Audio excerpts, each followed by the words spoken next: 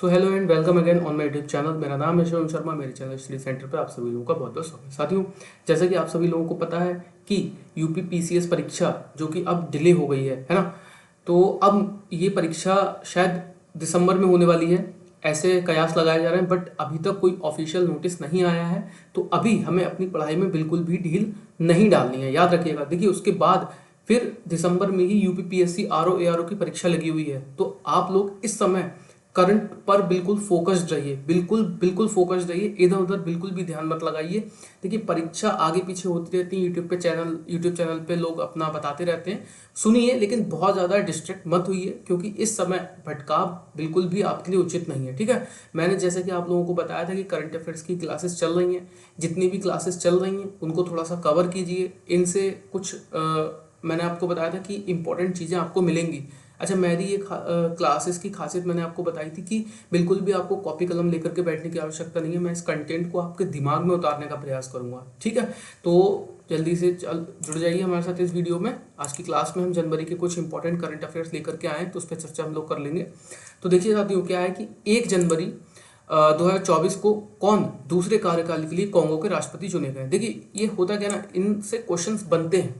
अब बनते कैसे हैं, मान के चलिए कि 1 जनवरी 2024 को कौन दूसरे कार्यकाल के लिए कांगो के राष्ट्रपति चुने गए, तो यहाँ से क्वेश्चन ये बनेगा कि कांगो की कैपिटल क्या है, या फिर कौन है नए कांगो के राष्ट्रपति। तो इस तरीके से क्वेश्चन बनते हैं, तो इन पर थोड़ा ध्यान दिया करिए। ठीक है, तो कौन बने हैं, फेलिक्स तिसी तिसे सिकेदी। ठीक है, फेलिक्स तिसे सिकेदी, ये बने हैं कांगो के नए राष्ट्रपति। अच्छा, कांगो की कैपिटल की हम लोग बात कर लें, तो what is the capital of Congo. तो कैपिटल इज ब्राजीविल। क्या है, कांगो की कैपिटल है ब्राजीविल। ठीक है, उसके बाद दूसरे क्वेश्चन पे चर्चा कर लेते हैं कि 1 जनवरी 2024 को किस राज्य सरकार ने आदिवासियों और दलितों के लिए पेंशन की आयु 60 साल से घटाकर 50 साल कर दी। तो किसने, झारखंड राज्य ने। ठीक है, याद रखिएगा, झारखंड राज्य ने ऐसा किया है।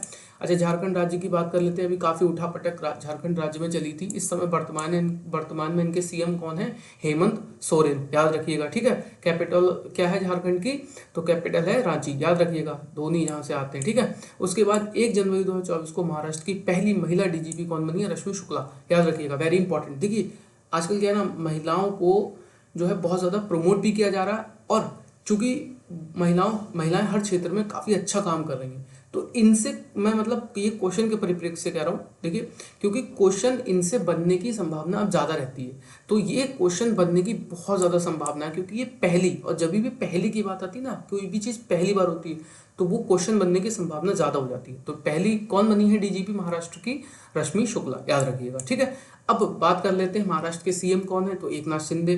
ठीक है, मैंने आपको पिछली वीडियो में बताया था प्रोडक्शन में महाराष्ट्र किसके प्रोडक्शन में सबसे ज़्यादा है, प्याज और चीनी, याद रखिएगा, प्याज और चीनी का प्रोडक्शन महाराष्ट्र सबसे ज़्यादा करता है। ठीक है, 1 जनवरी 2024 को सभी संभावित दुर्घटना स्थलों को मैप करने वाला भारत का या देश का पहला राज्य कौन बना है, तो वो बना है पंजाब, याद रखिएगा। ठीक है, ये क्या कर रहा है, इन्होंने संभावित दुर्घटना स्थलों को मैप करने वाला। ठीक है, अब यहाँ पर पंजाब की बात कर ले, तो पंजाब के जो सीएम है वो वर्तमान में कौन है, एक वो भगवंत मान। कौन है इस समय, भगवंत मान, याद रखिएगा। ठीक है, 1 जनवरी 2024 को किसने ब्राजील, रूस, भारत, चीन और दक्षिण अफ्रीका देशों के संगठन ब्रिक्स की अध्यक्षता की, तो किसने की, व्लादिमीर पुतिन ने, याद रखिएगा।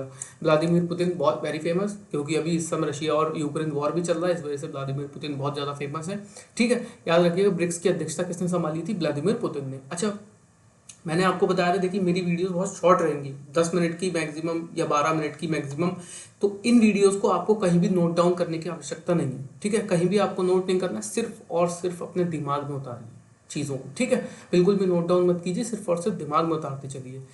अब अगले क्वेश्चन पे चलते हैं। अगला क्वेश्चन हमारा है कि 1 जनवरी 2024 को केंद्र सरकार की उत्पादन लिंक्ड प्रोडक्शन प्रोत्साहन पीएलआई, ठीक है, योजना के लिए पात्र होने वाली भारत की या भारतीय ई स्कूटर कंपनी कौन बनी है, तो ओला। ओला के इस समय ओला के फाउंडर कौन है, याद रखिएगा, ओला के फाउंडर पूछ सकता है, तो ओला के फाउंडर है भावेश अग्रवाल। ठीक है, अब 1 जनवरी 2024 को किस राज्य ने सभी सामाजिक पेंशन राशि बढ़ाकर कितनी कर दी है, तो 3,000 कर दी है, 3,000 रुपये कर दिए। ये कौन किसने किया है, हरियाणा ने। तो देखिए, क्वेश्चन यहाँ पे ऐसे भी बना सकता है कि हाल फिलहाल में किस राज्य ने सामाजिक पेंशन राशि बढ़ाकर 3,000 की है, इस तरीके से भी पूछ सकता है। और आंकड़ा भी आपसे पूछ सकता है कि हाल फिलहाल में हरियाणा राज्य ने सामाजिक पेंशन राशि बढ़ाकर कितनी की, 3,000, 4,000, 5,000, 6,000, इस तरीके से ऑप्शन डाल सकता है। तो इसको थोड़ा सा ट्रिकी, मतलब दिमाग में 3-4 तरीके से उतारने का प्रयास करिएगा, ठीक है।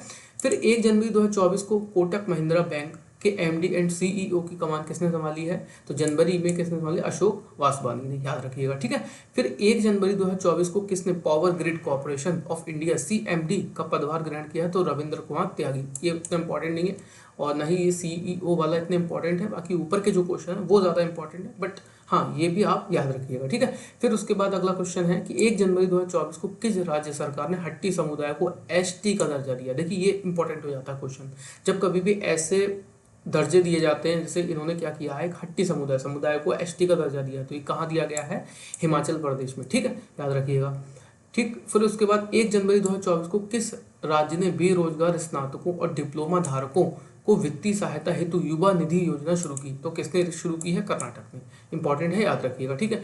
1 जनवरी 2024 को कितने देश आधिकारिक तौर पर ब्रिक्स समूह में शामिल हुए, तो देखिए कितने देश शामिल हुए आधिकारिक तौर पर, देखिए 5 तो होंगे ही, जो ब्रिक्स के सदस्य हैं वो तो होंगे ही। ब्रिक्स के सदस्य कौन है, ब्राज़ील, उनके जो लेटर है ना, लेटर के नाम से आप देखिए, ब्राज़ील, फिर आर से रशिया, आई से इंडिया, सी से चाइना, फिर एस से साउथ अफ्रीका। अब देखिए ये बना क्या है, ब्रिक्स बना है 2006 में, ठीक है। फिर उसके बाद 2010 में इसमें साउथ अफ्रीका शामिल हो गया, तब इसका नाम ब्रिक्स हो गया, बट 2006 तक इसका नाम क्या था, ब्रिक, BRIC, ओनली ब्रिक। फिर 2010 में जब से साउथ अफ्रीका इसमें शामिल हुआ तब से इसका नाम क्या हो गया, ब्रिक्स, तो याद रखिएगा इस चीज़ को, ठीक है। फिर अभी आधिकारिक तौर पर इसमें कौन कौन शामिल हुआ, तो सऊदी अरब, मिस्र, संयुक्त अरब अमीरात मतलब UAE, ईरान और इथियोपिया, ठीक है, इनको याद रखिएगा, ठीक। फिर 1 जनवरी 2024 को किस राज्य में आपदा पूर्व चेतावनी हेतु राहत वाणी केंद्र खोला गया, इंपॉर्टेंट, यूपी के परिप्रेक्ष्य में है तो बहुत ज़्यादा इंपॉर्टेंट हो जाता है, देखिए आने वाली परीक्षाओं के लिए यूपी में जो होने वाली है तो वो है उत्तर प्रदेश। फिर 1 जनवरी 2024 को रक्षा मंत्री राजनाथ सिंह ने देश का पहला गर्ल्स सैनिक स्कूल संविद गुरुकुलम बालिका सैनिक स्कूल कहाँ खोला, वृंदावन, उत्तर प्रदेश, इंपॉर्टेंट है, याद रखिएगा, ठीक है।